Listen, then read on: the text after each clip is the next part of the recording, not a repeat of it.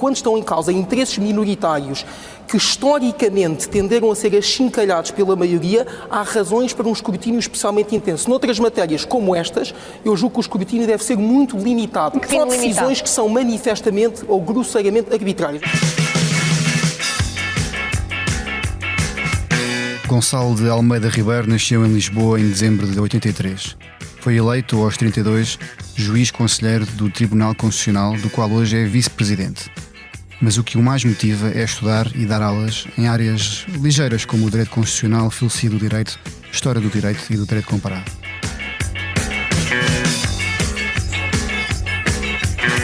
Eu sou o Francisco Pedro Balsemão e este é o Geração 80, um podcast onde falo com a elite da década em que eu nasci para provar como os anos 80 deram ao mundo a melhor colheita de sempre, apesar dos bigodes, dos chumaços e das permanentes. Venha comigo neste regresso ao futuro, na geração dos livros ambiciosos e sonhadores.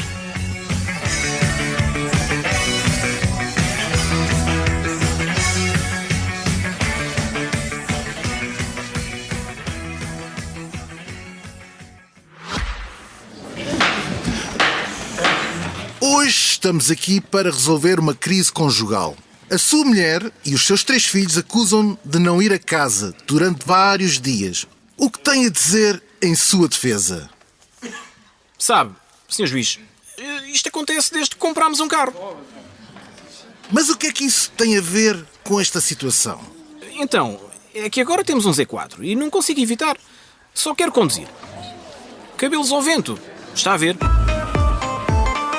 Pois é, o problema com os automóveis BMW é que não é assim tão fácil deixar o volante. Mas temos modelos para responder a todas as necessidades e, neste caso, talvez seja melhor optar por um familiar para que todos possam desfrutar da viagem. Está decidido. BMW. Pelo prazer de conduzir. Olá, Gonçalo. Olá, Francisco. Muito bem-vindo a este podcast. És aqui o primeiro juiz que nós temos no podcast. Gonçalo, destas disciplinas que há bocado eu mencionei, às quais te dedicas e lecionas, alguma preferida ou são como filhos que não podes escolher? Bom, eu como estou já há quase 8 anos no tribunal, e o que faço no tribunal é essencialmente direito constitucional, é evidente que dessas disciplinas aquela que tenho pensado mais e sobre a qual tenho escrito mais nos últimos anos, que corresponde a uma fração grande da minha vida, é o direito constitucional. Eu tenho uma relação com o direito constitucional que é uma relação interessante, porque direito constitucional foi de longe a disciplina que eu tive na faculdade que maior sedução intelectual exerceu sobre mim. Em parte pela professora que eu tive, a atual professora de Justiça, que foi uma grande professora de direito constitucional, Maria Lúcia Amaral. Eu gostei muito de direito constitucional. Direito constitucional pareceu-me logo no primeiro ano ser uma coisa rara, que é uma disciplina jurídica com uma respiração intelectual e cultural diferente das outras. Tu também te formaste em Direito e, portanto, sabes do que eu estou a falar. Eu gostei colegas muito... e também tive a professora Lúcia Amaral como professora de Direito Constitucional. Gostei muito de Direito Constitucional. Eu depois, quando acabei o curso, fui estar para os Estados Unidos. E uma outra grande paixão que tive sempre foi a filosofia. E eu dediquei-me sobretudo à filosofia do direito, embora cultivei sempre uma parte do direito constitucional que é mais filosófica, que geralmente se chama teoria constitucional, uma coisa relativamente inóspita para leigos. Portanto, tive sempre um contacto com o direito constitucional. Mas eu só voltei a mergulhar no direito constitucional quando regressei a Portugal e aconteceu um episódio que, em retrospectiva, teve uma importância fundamental na minha vida, que foi o seguinte: eu terminei o doutoramento em 2012, no auge da execução do programa de ajustamento, e fui contratado para ser professor na Católica. Sim. Eu já dava aulas na Católica há muito tempo, como professor convidado, todos os anos vinha dar, quando estava nos Estados Unidos, 1 ou 2 semanas de aulas na Católica. Terminei o doutoramento e fui contratado como professor. Na altura a Católica conseguiu oferecer-me condições que eram um pouco vulgares em Portugal, porque eu era professor em indicação exclusiva e ao mesmo tempo tinha uma bolsa complementar da Gulbenkian, e aquilo chamava-se pomposamente uma Gulbenkian Professorship. Portanto, eles deram um pacote bastante interessante e contrataram-me a mim e, curiosamente, a uma pessoa que ficou bastante meu amigo, um pouco mais velho do que eu, um esloveno que teve 3 anos com a família em Lisboa e que é hoje o presidente do Tribunal Constitucional da Eslovénia. É uma coisa extraordinária. Éramos os 2 Gulbenkian Professors na Católica. Ora bem, há um dia, estava eu na Católica há relativamente pouco tempo já como professor, há um dia em que uma estação de rádio irlandesa, não sei exatamente em que circunstâncias, pede para falar com um constitucionalista na Católica sobre as decisões do Tribunal Constitucional, nomeadamente a última decisão do Tribunal Constitucional, que terá sido, suponho eu, a decisão sobre o Orçamento de Estado 2012. E na altura houve um colega meu, salvo erro, o Jorge Pereira da Silva, um constitucionalista, que me perguntou se não queria ser eu a fazer aquela entrevista porque estava mais à vontade do inglês do que ele.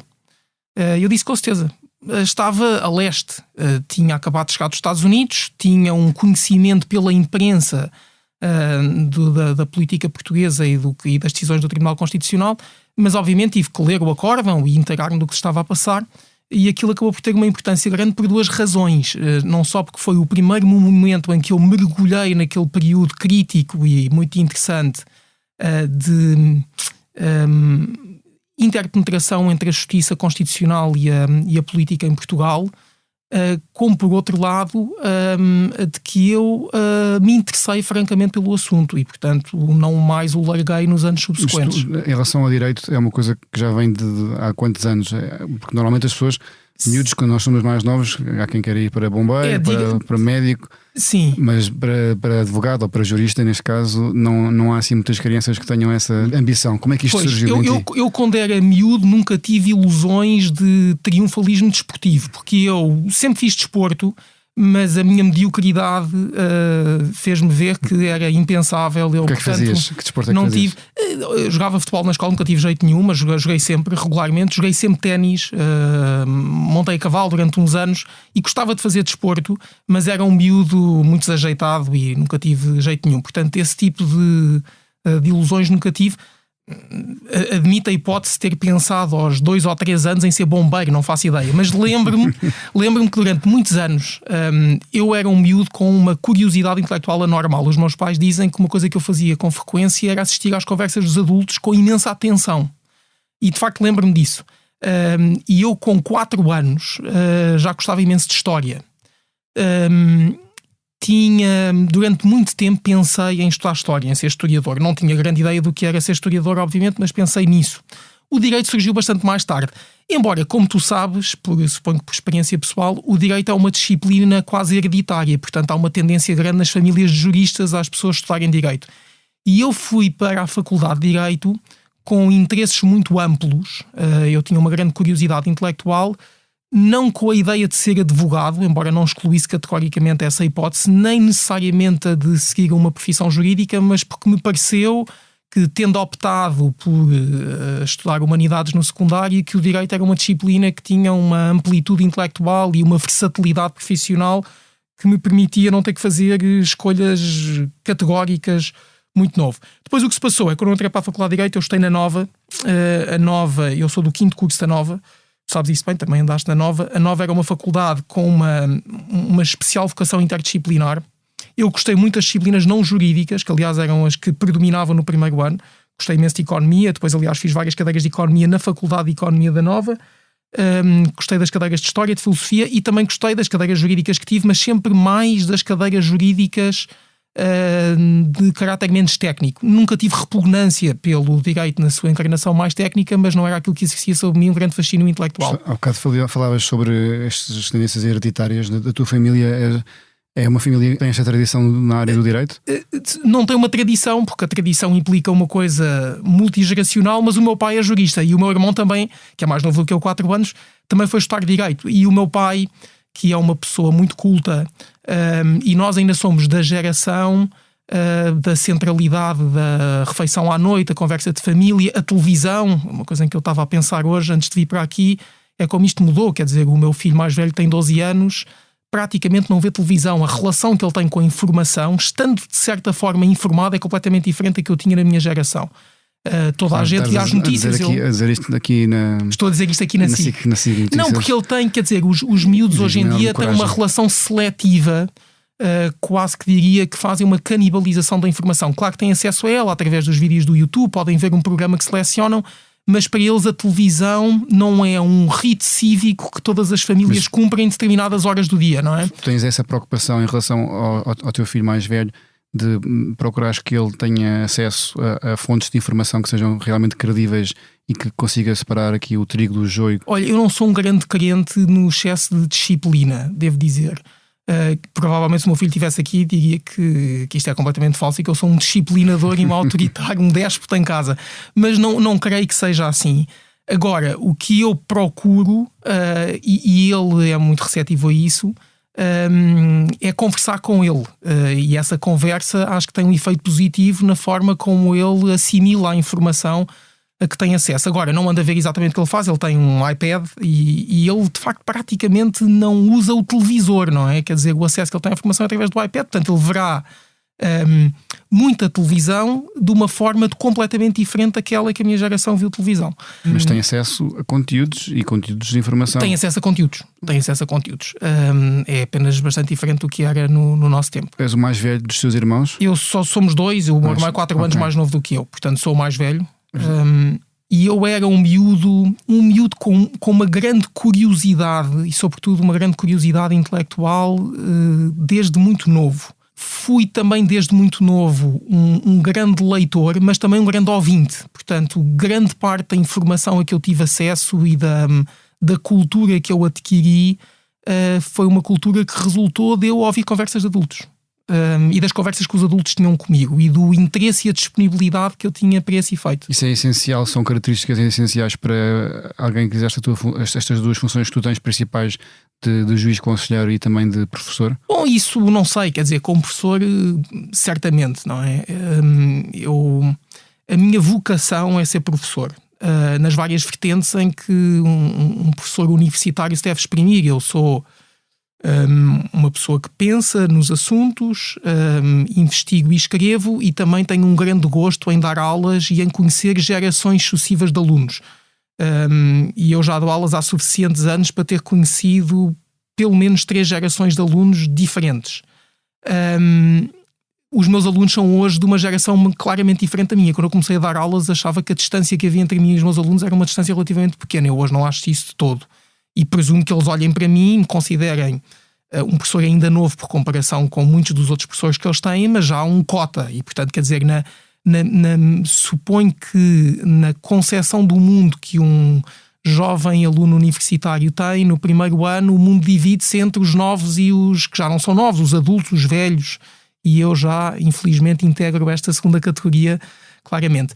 Na vida de juiz constitucional, bom, é um bocadinho diferente, quer dizer, o Tribunal Constitucional foi uma coisa que aconteceu, como acontece sempre, largamente por acaso na minha vida e numa idade pouco habitual. Ser juiz constitucional é muito diferente do que é ser um juiz de carreira. Em primeiro lugar, há que esclarecer o seguinte, para as pessoas que não saibam isto, que é os juízes constitucionais, para usar uma expressão de uma pessoa que gosto muito, também foi juiz do Tribunal Constitucional e é hoje juiz do Supremo Tribunal de Justiça, são juízes de aviário. Isto é, são juízes durante um período de tempo da sua vida, há um mandato de 9 anos, e grande parte dos juízes do Tribunal Constitucional são professores universitários.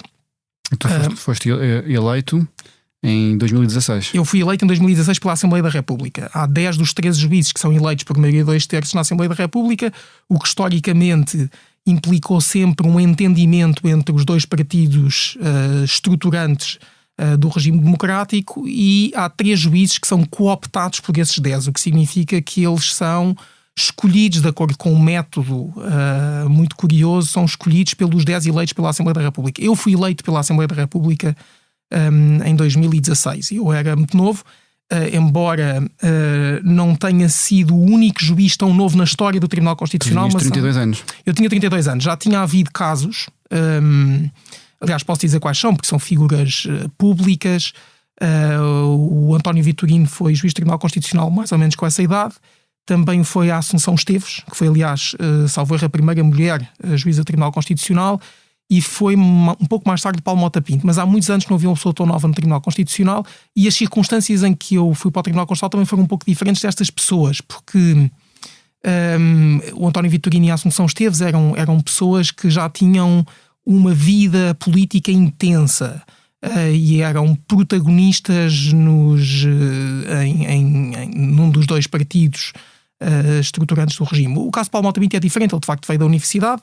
É evidente que o pai dele tinha sido um grande protagonista da vida democrática portuguesa, mas ele é uma pessoa que veio da universidade, tal como eu. Há algum tempo que não havia alguém tão novo que fosse para o tribunal, e para mim foi uma grande surpresa, obviamente, quando eu fui sondado para ir para o tribunal. É uma coisa que eu não esperava minimamente. Lembras-te do dia em que recebeste? Não, lembro perfeitamente o dia, do momento, todos os detalhes, porque foi um dia importante na minha vida. Esperavas eu isso? não sei responder à pergunta. A pergunta é: como é que geralmente se faz estas coisas? Qual é a receita que é habitualmente seguida? Não faça mais pálida ideia.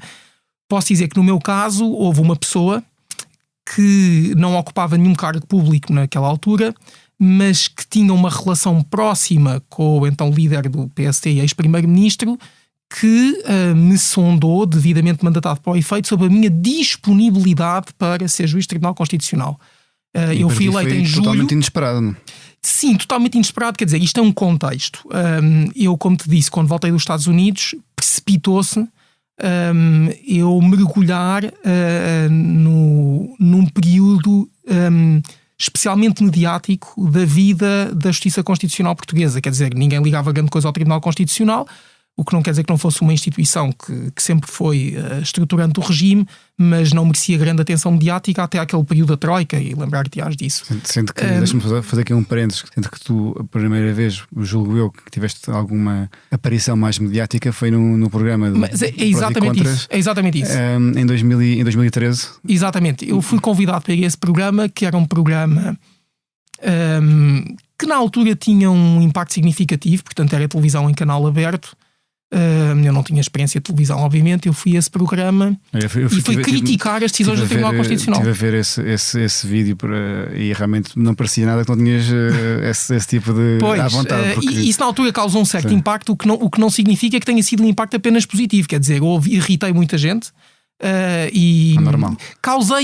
Foi evidente para mim nos dias subsequentes que eu tinha causado um impacto grande. Esse impacto para alguns tomou a forma de uma irritação profunda e noutros ficaram impressionados. Para quem não está a par, queres explicar qual é que era o tema do programa? Sim, eu não me lembro exatamente qual era o tema do programa, mas o tema do programa eram as decisões do Tribunal Constitucional e o papel que o Tribunal tinha desempenhado naquelas várias decisões em que tinha, para usar terminologia de leigo, chumbado medidas de austeridade. E não eram medidas quaisquer, eram as medidas mais relevantes de corte na despesa pública, que eram as medidas de redução dos vencimentos dos servidores públicos, chamemos-lhe assim, e por outro lado dos pensionistas, nomeadamente as medidas de suspensão do pagamento dos chamados 13º e 14º mês. E houve uma conversa sobre isso nesse programa, e eu critiquei muito a jurisprudência do Tribunal Constitucional nesse programa, o que me tornou uma pessoa, suponho eu, que era até então totalmente desconhecida, uma pessoa conhecida por participar naquele debate naqueles termos. Eu não tenho dúvida nenhuma que isso teve depois uma relevância, presumo que decisiva, no facto de eu, uns anos mais tarde, e já depois de ter intervindo sob várias formas na discussão pública sobre esse tema, ter sido indicado para o Tribunal. Eu fui para o Tribunal com não só um pequeno perfil mediático no debate sobre estes assuntos, mas também com uma posição já definida e articulada sobre o que pensava que a instituição devia ser, qual era o seu lugar no funcionamento do regime. Portanto, com uma certa concepção sobre a justiça constitucional. E, portanto, quem fez o convite sabia que estava a convidar alguém que tinha esses pensamentos já estruturados sobre o Tribunal Constitucional? Só posso presumir que sim, porque é preciso dizer que aquela jurisprudência do Tribunal Constitucional foi uma jurisprudência muito controversa naqueles anos. Foi uma jurisprudência muito elogiada por uns, muito criticada por outros. Causou uma tensão institucional que foi na altura amplamente discutida e divulgada entre o Governo e a maioria na Assembleia da República e o Tribunal Constitucional. E eu não tenho dúvida nenhuma que fui indicado, tendo esse perfil e tendo sido crítico da jurisprudência do Tribunal, por ter tomado posição publicamente e defendido uma certa concepção do que o Tribunal devia ter feito. Portanto, foi uma coisa bastante interessante, que quando eu tomei posse no dia 22 de julho de 2016, fui para o Tribunal Constitucional a seguir à tomada de posse com os meus colegas. Tomei posse ao mesmo tempo que 4 outros novos juízes, portanto o Tribunal tinha 8 juízes da composição anterior que tinham ficado, e esses juízes da composição anterior eram juízes que tinham sido protagonistas daquelas decisões que eu tinha tão severamente ou ferozmente criticado nesse debate público que houve sobre a justiça constitucional nos anos da crise. Então, e o primeiro dia foste recebido de forma calorosa? Bom, fui recebido de forma urbana e civilizada, como seria de esperar. Algumas dessas pessoas que não me conheciam na altura, exceto como figura pública, e que eu presumo que devem ter olhado com grande reserva e desconfiança, e eu senti isso, quer dizer, eu não estava à espera de entrar no tribunal e haver um cortejo de recepção efusivo, quer dizer, que tive a perfeita noção de que a minha indicação para o tribunal em si mesma geraria uma certa tensão. Portanto, senti essa tensão. É difícil saber até que ponto é que isto era um facto ou era apenas o resultado da minha projeção, mas senti essa tensão. Com o passar do tempo, como é normal nestas coisas, a vida vai correndo, as relações vão se estreitando e, portanto, algumas dessas pessoas que eu tinha criticado tornaram-se até pessoas de quem sou muito amigo hoje. Isso é normal. Para os nossos ouvintes, o que é que faz um juiz do Tribunal Constitucional, um juiz conselheiro, e como é que é o teu dia-a-dia? O que é que faz um juiz do Tribunal Constitucional? Grande parte do que faz um juiz do Tribunal Constitucional é apreciar recursos de decisões de outros tribunais em que se suscitem questões de constitucionalidade. E infelizmente, porque isto tem que ver com o modo como está organizado o nosso sistema de justiça constitucional, muito desse trabalho é um trabalho muito pouco interessante, porque é um trabalho de filtragem daqueles casos que o Tribunal deve decidir e daqueles casos que, por razões técnicas, processuais, o Tribunal não deve decidir. Depois há uma parte, que são aqueles casos que passam este filtro. Há uma parte do trabalho que é verdadeiramente fascinante, porque aquilo que o Tribunal Constitucional faz é ter a última palavra sobre algumas das questões mais relevantes e controversas da nossa vida coletiva. Nos anos em que eu estive no tribunal, portanto, não deixa de ser curioso, eu quando era um observador crítico do tribunal naqueles anos da jurisprudência da crise, as grandes decisões do tribunal, aquelas que mais impacto público tiveram e que mais que consumiram as deliberações do tribunal, foram questões de natureza orçamental e de política económica e social. Quando eu vim para o tribunal, que foi num período político diferente, portanto foi já depois das eleições de, salvo erro, outubro de 2015, na formação do governo que ficou conhecido mediaticamente como o governo da Geringonça, e o tipo de questões que o tribunal decidiu nos anos em que eu estive no tribunal foram, na sua larga maioria, das questões mais interessantes e polémicas diferentes. Questões ditas fraturantes ou questões de costumes, questões de liberdade individual, e portanto eu intervim em processos como da gestação de substituição, que é conhecida como as barrigas de aluguer, nos várias decisões sobre a eutanásia, e isso foi interessantíssimo.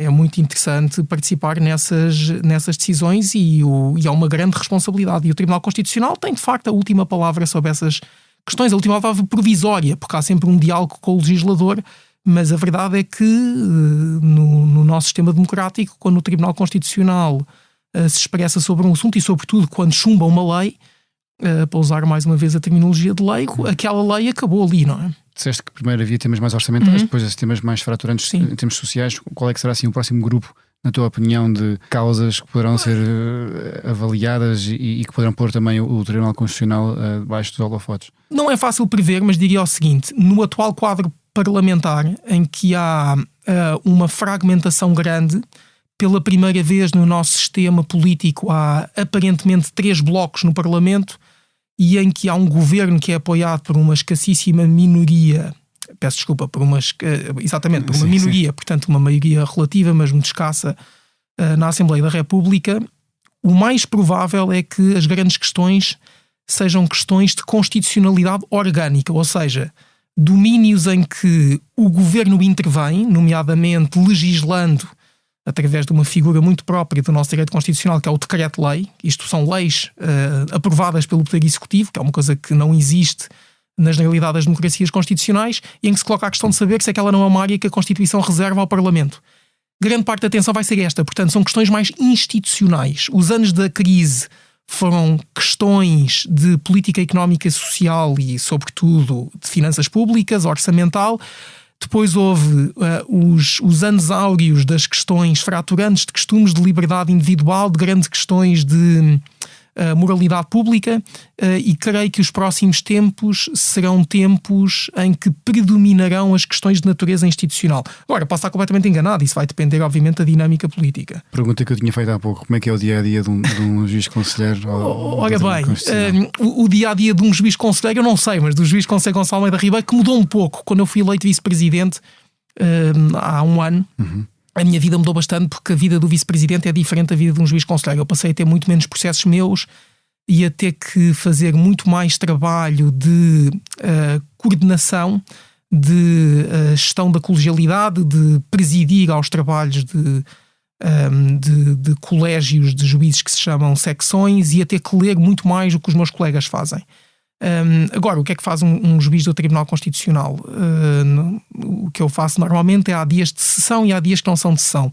Geralmente no Tribunal há coisas que são decididas pelo plenário com 13 juízes, e há coisas que são decididas por secções de 5 juízes. Uma semana, ora é de plenário, ora é de secções. Geralmente há 2 dos 5 dias úteis da semana, se for uma semana sem feriados, que são consumidos com essas sessões. Geralmente em dias de sessões, as sessões duram, se não o dia todo, pelo menos uma grande parte do dia. E depois, o que é que se faz nos outros dias?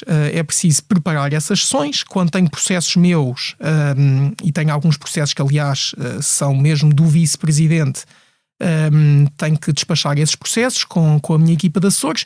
E há uma coisa que eu tento sempre fazer, embora tenha falhado várias vezes nestes anos no Tribunal, que é, para além das aulas que continuei sempre a dar e da atividade académica que faço, nomeadamente investigar e publicar, eu procuro sempre reservar 2 a 3 horas por dia para ler. Isto é, ler coisas que não sejam trabalho do Tribunal, para me cultivar. Nem sempre consigo. Ler aqui pode ser várias coisas. Exemplo, pode ser várias coisas. Pode ser ler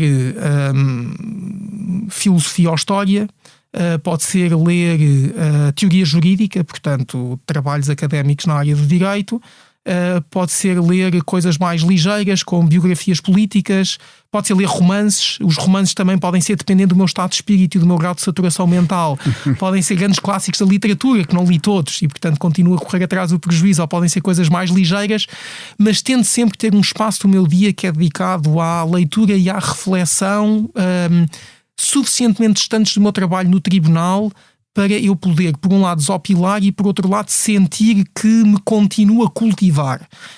E creio que o efeito cumulativo disso foi não só muito importante para mim do ponto de vista pessoal, para mim como alguém que tem vocação académica e regressará provavelmente à vida académica depois de cumprir o meu mandato no Tribunal, mas também para o meu trabalho no Tribunal, porque tornou-me uma pessoa, penso que mais capaz, mais versátil, mais flexível, mais substancial do que seria se eu nunca tivesse cultivado essa distância mental. O que é que faz um vice-presidente do Tribunal Constitucional nos seus tempos livres? E se é que tem tempos livres? E como é que consegues conjugar tudo isto? Porque eu também ouvi dizer que jogas paddle, ouvi dizer que também tens treinos de madrugada com um fuzileiro.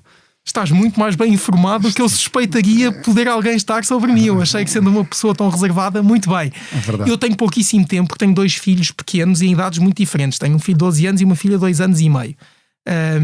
E sou casado, portanto também tenho uma vida familiar intensa, e é muito difícil equilibrar os 3 pés principais da minha vida, que são a minha vida pessoal, familiar, a minha vida como juiz do Tribunal Constitucional e a minha vida académica ou cultural, a que me referi anteriormente. E eu não abdicas nenhum desses pés? Não abdico, porque uma é a minha vida pessoal, obviamente, e portanto essa é indeclinável, a não ser que eu tivesse escolhido ter uma vida absolutamente beneditina.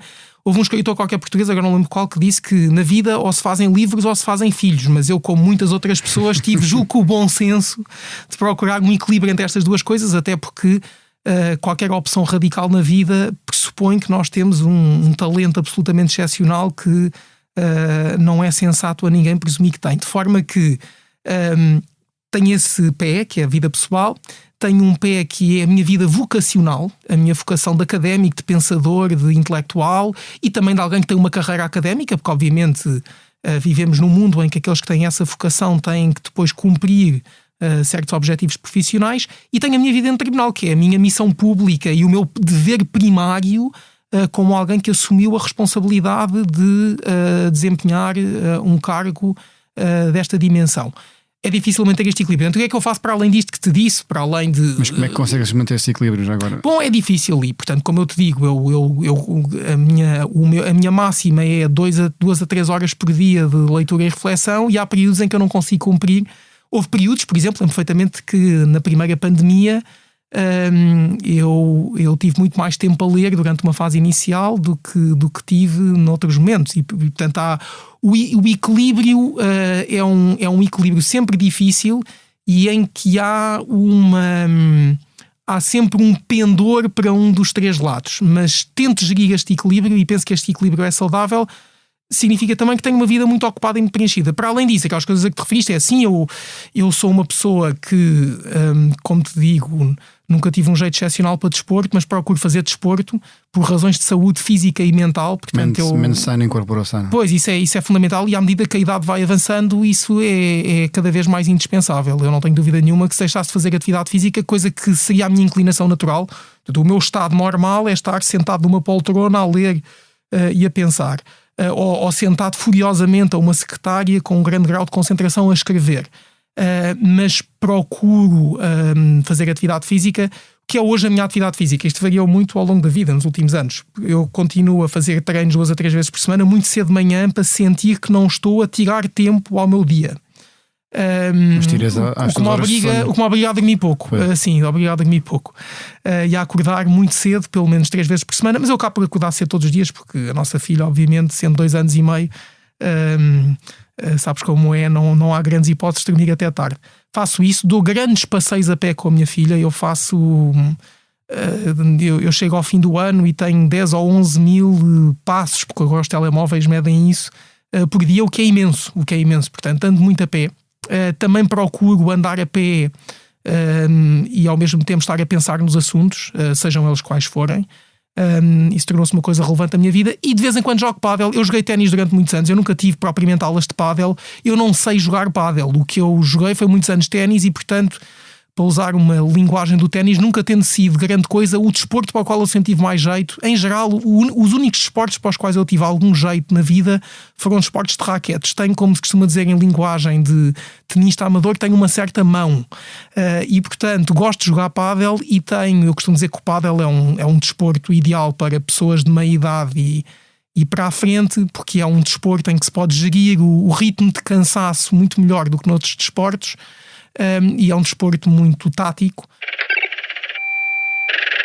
Nós pedimos sempre aqui aos nossos convidados para trazer um objeto que te faz lembrar aqui os anos 80 ou a tua infância, e tu trouxeste aqui um objeto que faz, no fundo, não é bem um desporto, mas é quase como se fosse. Queres descrever? E sim, trouxe um brinquedo da minha geração, de um período que a minha memória é de que foi um período curto, mas muito marcante, de uma maneira que eu nunca mais me esqueci deste brinquedo, que é o Diablo, que foi um brinquedo que presumo que no início dos anos 90, nos recreios das escolas, era uma loucura.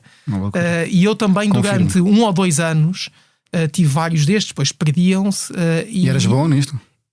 Bem, vou fazer um juízo absoluto e não relativo, porque já não me lembro que se era bom em termos relativos. Não, era extraordinário, porque eu tenho a memória de fazer coisas que hoje em dia seria incapaz de fazer.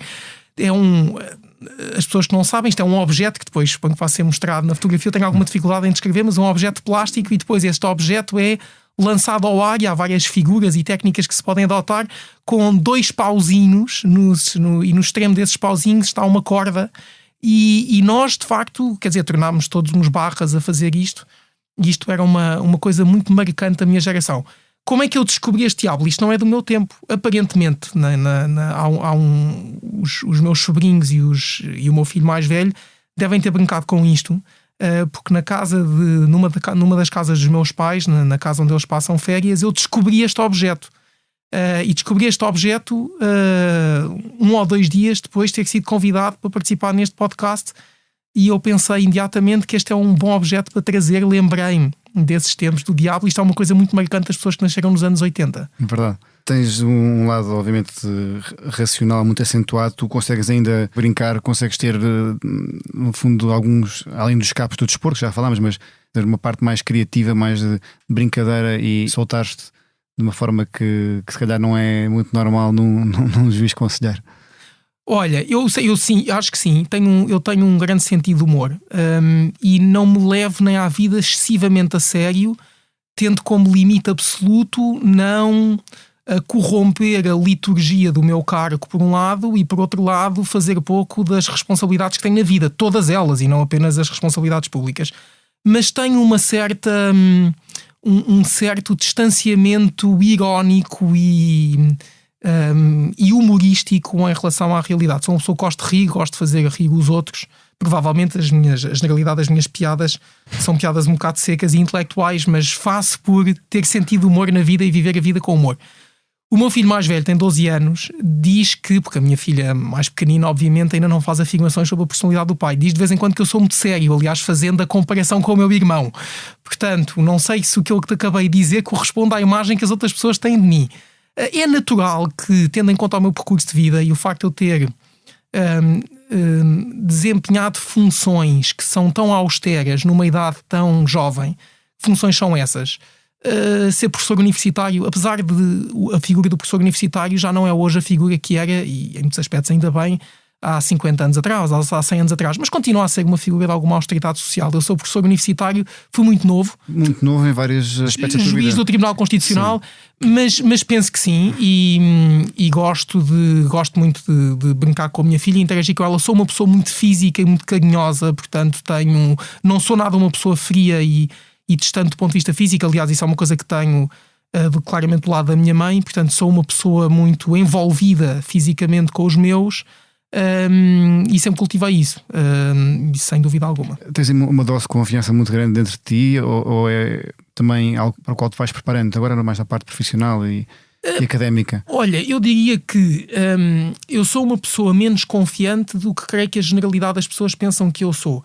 E acho que isso é natural, porque eu, para além de poder haver outros fatores mais subjetivos ou idiosincráticos, como sou uma pessoa que gasta muito tempo da sua existência a pensar, à medida que eu vou amadurecendo e sabendo mais e refletindo mais, vou adquirindo lentamente aquele velho pedaço de sabedoria socrática que é achar que sei muito pouco. E, portanto, eu tenho menos confiança hoje de que sei muitas coisas. No prós e contras de 2013. Do que no prós e contras de 2013 e mais com... Olha, eu costumo dizer que eu fui para os Estados Unidos em 2006, eu acabei o curso de Direito em junho de 2006 e no início de agosto de 2006 já estava nos Estados Unidos para fazer o mestrado e a seguir o doutoramento. E o êxito académico que eu tive nos Estados Unidos deveu-se em larga medida à ignorância de eu achar que já sabia imenso naquela idade, o que me deu uma autoconfiança que eu provavelmente não teria tido uns anos mais tarde.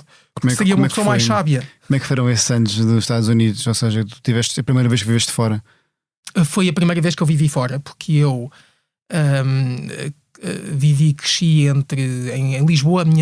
Eu na infância vivi entre São João de Estoril, Lisboa, e depois houve um período da nossa vida em que vivemos no lugar onde passámos sempre férias, que é ali na zona da Praia Grande, da Praia das Maçãs, do Banzão, Colares, etc.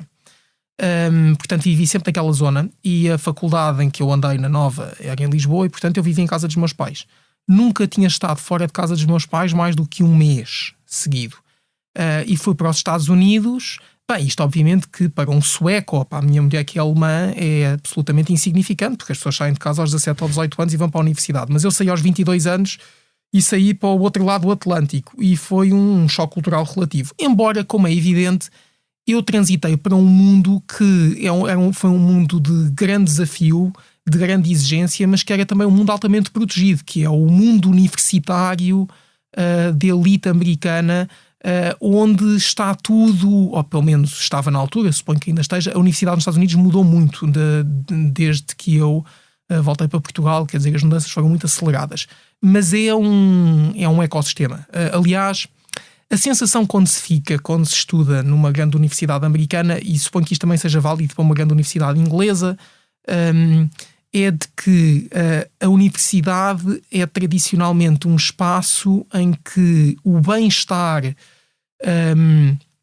físico e social dos alunos está quase absolutamente garantido, mas em que o seu bem-estar emocional e intelectual não só não está garantido, como é permanentemente posto em causa, porque há um convite constante à reflexão.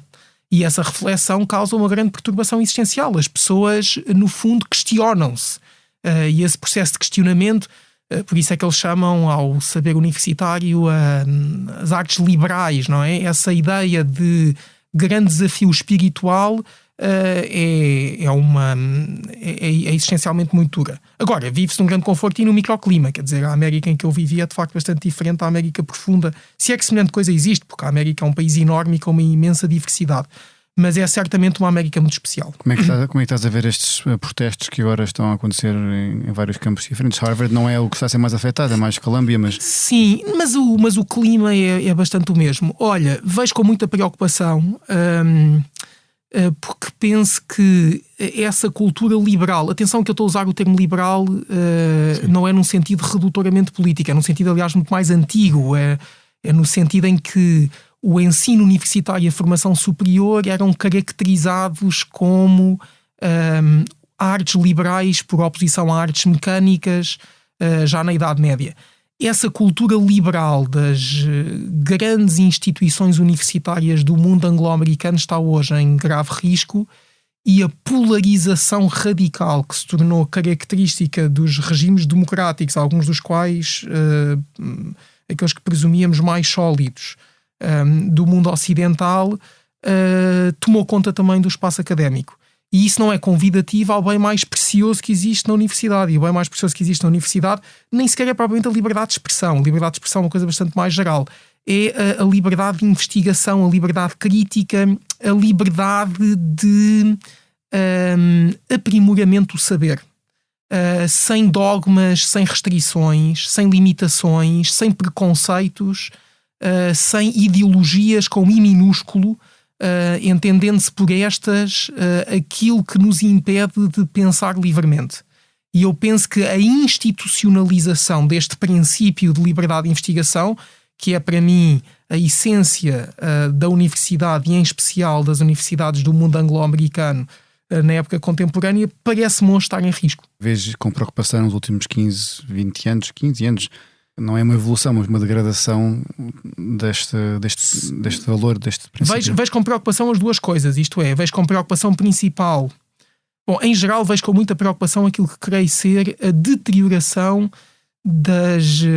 dos pressupostos culturais e institucionais do nosso modo de vida coletiva, que chamamos de democracia liberal ou democracia constitucional. E dentro deste universo de preocupações, acho que assistimos a ameaças constantes à liberdade de expressão. E é preciso ver que a liberdade de expressão é a liberdade de sermos confrontados com ideias e opiniões e mesmo afirmações de facto que muito nos incomodam e até nos podem repugnar. Mas também vejo com grande preocupação que uma cultura de civismo e de urbanidade, um saber-estar e uma certa forma autorregulada de participar no debate público está em grave crise. Em parte porque o espaço público, que é uma categoria típica do mundo da modernidade tardia e da época contemporânea, de que o jornal foi a instituição central no século XIX e depois a ele se somou a televisão, esse espaço público está a desaparecer, porque um pressuposto do espaço público é de que há um artefacto, imaginemos o jornal, que é uma coisa que é lida por todos, aqueles que integram uma mesma comunidade de opinião sem terem contacto pessoal. Não se conhecem, mas estão todos a participar no mesmo circuito de informação e a refletir sobre aquilo que lhes é dado como informação pública. Isto hoje não acontece porque nós assistimos a uma grande tribalização, à ideia de que a informação a que as pessoas acedem é aquela informação que, de acordo com um algoritmo qualquer, é aquela que elas querem receber. Isto é a negação do espaço público, porque a ideia tradicional do espaço público é de que os nossos preconceitos, as nossas insuficiências, as nossas particularidades são, no mínimo, questionadas e, em alguns casos, dissolvidas, porque nós somos confrontados com um espaço público e livre de ideias que nos compele a exercer o espírito crítico. Quando nós temos acesso à informação que reforça, que reproduz aquilo para o qual nós já nos inclinamos, e em alguns casos que se limita a racionalizar e a tornar retoricamente apelativo aquilo que nós não seríamos capazes de articular na privacidade dos nossos pensamentos e das nossas relações pessoais, há uma fragmentação muito grande. Portanto, para dizer o seguinte, chamam echo chambers, não é? Eu vejo com uma grande preocupação as duas vertentes, que aliás acho que estão ligadas. Vejo com a decadência da liberdade de expressão como direito central e provavelmente o direito mais fundamental do nosso modo de vida coletivo, e também vejo com uma grande preocupação a decadência de uma certa forma de discursar publicamente, de participar no debate público, de se estar como cidadão, que me parece estar em grave crise. E as duas coisas estão ligadas, porque quanto mais o discurso público é um discurso ofensivo, tribal, insultuoso, mais isso alimenta a ideia de que é necessário restringir a liberdade de expressão e uma coisa extraordinária do meu ponto de vista, que é proteger as pessoas da ofensa que a expressão de certas ideias ou de certas opiniões lhes pode causar. Ora, o princípio da liberdade de expressão é de que não há um direito a não ser ofendido pelas opiniões alheias. Isto é uma coisa inteiramente diferente do que a ofensa em sentido mais estrito, que é eu usar a palavra para provocar em alguém que tenha capacidade de compreender e que tem emoções um dano análogo ou um sucedâneo do dano físico, que é o que acontece se eu te insultar. Por exemplo, se eu te insultar, eu não estou a exprimir nenhuma opinião, por mais que essa opinião te repugne. O que eu estou a fazer é usar o instrumento da palavra perante alguém que tenha capacidade de poder ser lesado por ela para te fazer uma coisa semelhante ao que seria dar-te um pontapé. Não é isso que é exprimir opiniões que são divisivas.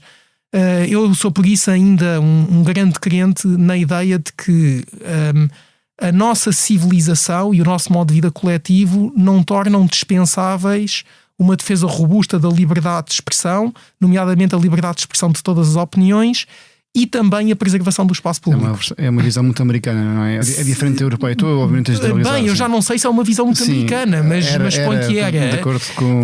Sim, é certamente, quer dizer, é uma visão liberal com L maiúsculo, no sentido em que nós dizemos que os nossos regimes são democracias liberais.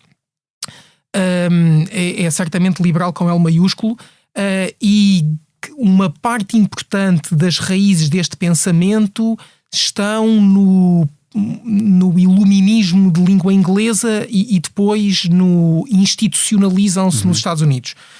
Quer dizer, para mim uma grande referência em matéria de liberdade de expressão continua a ser, apesar de ser referida a um mundo completamente diferente daquele em que nós vivemos, um mundo em que não havia redes sociais, sociedade digital, algoritmos, estas coisas todas, mas continua a ser a defesa que o Stuart Mill faz da liberdade de expressão no segundo capítulo do On Liberty, e eu continuo a achar que essa defesa da liberdade de expressão não pode ser perdida de vista se nós queremos compreender os pressupostos do modo de vida coletivo que ainda temos. Quando voltas para Portugal, depois de sair dos Estados Unidos, de Harvard, voltas porquê e para quê? Olha, eu volto por várias razões. Algumas razões pessoais. Eu na altura estava casado, não com a minha mulher hoje, e a minha ex-mulher, que é a mãe do meu filho mais velho, queria muito regressar a Portugal. Portanto, esse foi sempre um fator. Isto é, eu sabia que tinha razões pessoais fortes para voltar. Mas essas não foram as razões únicas, e eu não estou nada arrependido de ter voltado para Portugal naquela altura. Se eu depois do doutoramento tivesse ficado nos Estados Unidos, hipótese que me estava aberta, eu o que é que teria feito? Aquilo que seria natural seria ingressar no mercado académico americano, e eu teria sido contratado por uma universidade americana, certamente teria ambicionado ficar na melhor universidade possível, e acho que teria tido naquela altura a chance de o fazer, e teria começado uma carreira como professor universitário. A carreira inicia-se com um período de 5 anos até se tornar professor a título definitivo, que é aquilo que nos Estados Unidos se chama tenure, e eu seria hoje um professor de Direito, se as coisas não tivessem corrido bem, numa grande universidade americana, onde ensinaria provavelmente Direito Comparado e Direito Internacional e Teoria do Direito, e talvez algum Direito Americano a sucessivas gerações de brilhantes e muito talentosos alunos americanos. Não era uma coisa que me enchesse as medidas. E eu tinha uma ligação muito forte a Portugal, e por isso regressei a Portugal com grande risco, porque regressei a Portugal sabendo que as oportunidades que teria, certamente no plano académico, não seriam comparáveis àquelas que teria tido nos Estados Unidos, mas com mais perspectivas de poder fazer coisas diferentes e que me preenchessem, numa comunidade de referência que era para mim mais significativa do que teria sido se eu tivesse ficado nos Estados Unidos.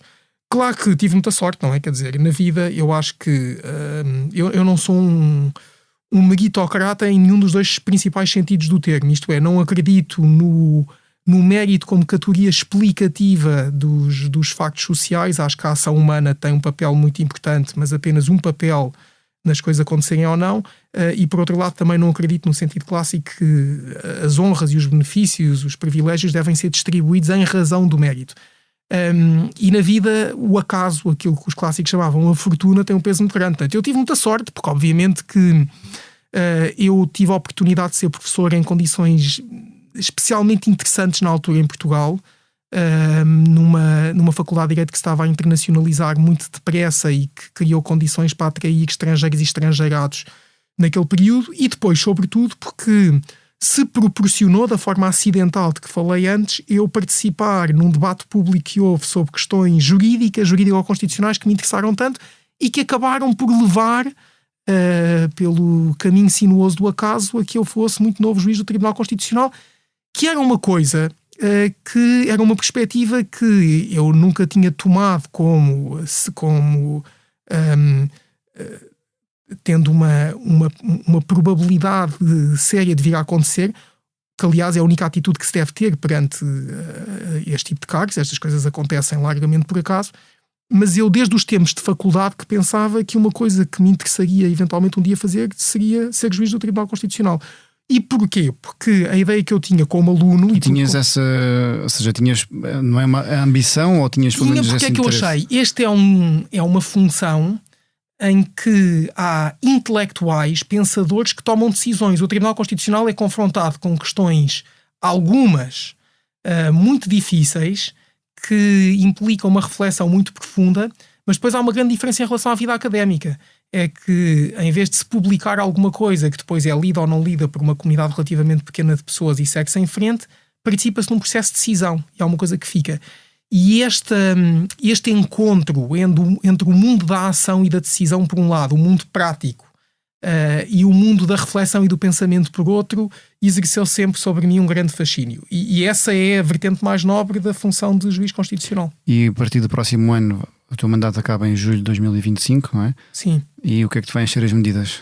Pois quais são as tuas ambições? Essa pergunta de várias formas, quer dizer, a tua é uma forma especialmente lisonjeira e delicada, é-me feita, o que é que vai ou vais fazer depois do Tribunal Constitucional? E eu dou sempre a mesma resposta. Qual é? A resposta é que não posso negar, porque seria hipócrita, que é uma coisa em que penso. Agora, não ficaria bem a um juiz do Tribunal Constitucional... nas mãos da fortuna. Bom, vou deixar em larga medida nas mãos da fortuna, porque a vida é assim, não é? Mas farei alguma coisa para, se não domar a fortuna, que é impossível, pelo menos para encontrá-la. Agora, não ficaria bem um juiz do Tribunal Constitucional, que está vinculado a um dever de reserva e de independência, fazer grandes planos de futuro e, sobretudo, grandes planos de futuro para além dos confins do seu mundo mental. E, portanto, a minha ideia é, quando eu terminar o meu mandato no Tribunal, quando sair do Tribunal, o mais natural é eu voltar à universidade em que sou professor. Eu sou professor na Universidade Católica, continuei sempre a dar aulas estes anos, mas obviamente voltarei em full time. Depois, o que eu farei no futuro a médio e longo prazo, logo se verá. Como eu te disse, isto não significa que eu venha a ser académico para o resto da minha vida, e muito menos exclusivamente um académico, mas eu não tenho a menor dúvida que a minha vocação na vida, que é uma coisa que se distingue das várias ocupações que eu possa vir a ter ao longo da vida, a minha vocação na vida é uma vocação essencialmente académica. E académica, mas alguém na altura terás 41 anos, não é? No próximo verão. Anos, sim. Alguém com a tua experiência com 41 anos também poderá querer usar essa experiência a bem do país e fazer coisas pelo país. Bom, eu não tenho... Se a pergunta é se eu tenho algum interesse em desempenhar um cargo político, que te posso dizer de total boa fé, não tenho nenhum interesse. Mas este nenhum interesse é a resposta que eu estou a dar hoje, não é? Quer dizer, não se deve fazer afirmações categóricas sobre o futuro. Eu próprio já alterei os meus interesses de vida tantas vezes, pelo menos os interesses mais superficiais, que é difícil saber o que farei no futuro. Agora, o que te posso dizer é o seguinte: estes anos no tribunal, se eu os senti em alguns momentos como um fardo e um peso, foi precisamente por eles não me darem tempo suficiente para eu me dedicar à minha vocação principal de pensar, ler e escrever. E não por eu achar que o tribunal não é um fórum em que se tome muitas decisões. E por isso, eu, quando chegar ao fim do meu tempo no tribunal, aquilo que eu mais procurarei vai ser mais tempo para a reflexão, para a vertente intelectual da minha existência, e não voltar a meter-me na vida prática. Essa é a minha inclinação, claramente. Uma resposta evasiva, mas vamos deixar. Eu não achei que tivesse sido evasiva. Eu também não sou jornalista, portanto vou deixar escapar e não vou insistir. Gonçalo, porquê é que a geração de 80 é a melhor geração de todas? Eu não sei se é a melhor geração de todas. Olha, tu pediste-me, eu peço desculpa por estar aqui a concentrar perguntas, mas pediste-me para eu indicar uma memória que me tivesse marcado. E a memória que eu indiquei, que é uma coisa que se calhar muitos ouvintes vão achar que é uma grande estupada, foi a queda do Muro de Berlim. E eu lembro-me perfeitamente da queda do Muro de Berlim. Eu teria 5 anos, eu ia fazer 6 anos. Portanto, o Muro de Berlim caiu em novembro de 1989 e eu fiz anos no fim de dezembro de 1989.